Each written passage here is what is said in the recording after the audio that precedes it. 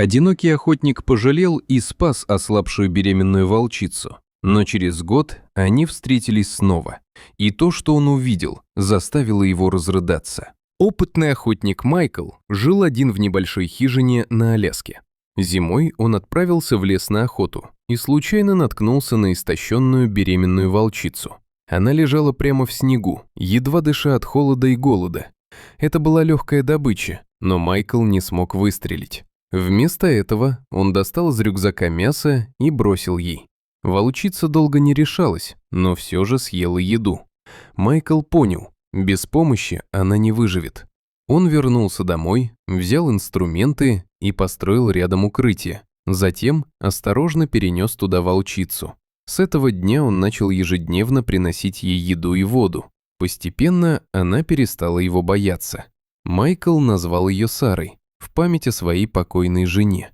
Через некоторое время рядом появился черный волк. Майкл сначала насторожился, но тот не проявлял агрессии. Наоборот, он помогал Саре, приносил пищу и согревал ее в холодные ночи. Охотник назвал его Смоки.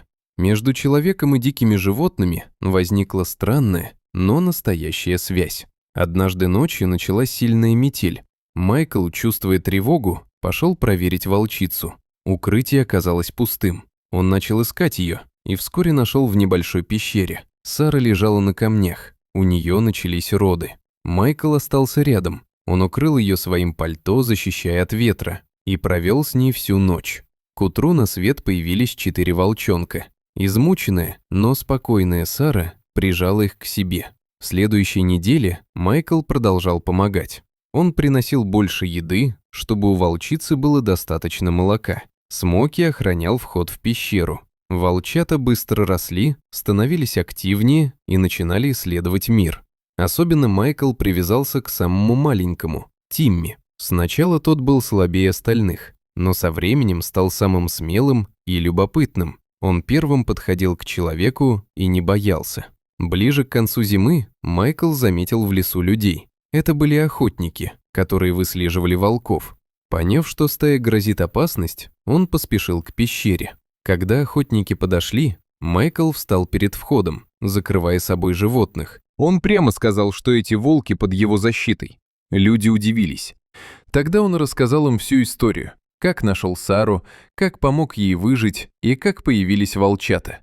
В этот момент из пещеры выглянул Тимми и подошел к Майклу, спокойно уткнувшись в его руку. Это изменило все. Охотники увидели, что перед ними не опасные хищники, а семья. После разговора они согласились уйти, но предупредили. Майкл теперь отвечает за этих волков.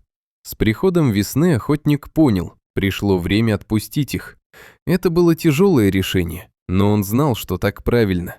В день прощания Сара и волчата вышли из пещеры. Майкл подошел к ним. Щенки по очереди приблизились, словно прощаясь. Тимми задержался дольше остальных. Майкл погладил его, стараясь держать эмоции.